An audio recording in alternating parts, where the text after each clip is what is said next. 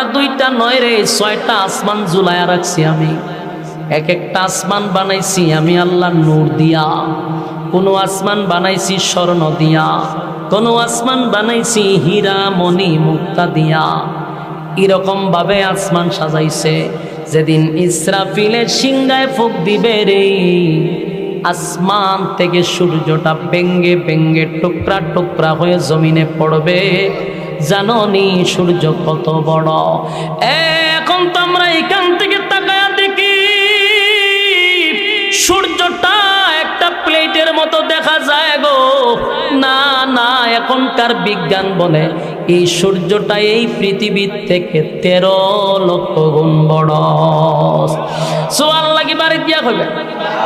এই বিজ্ঞান বলে এই পৃথিবীর থেকে 13 লক্ষ গুণ বড় সূর্য, আর এর দূরত্ব হলো 9 কোটি 30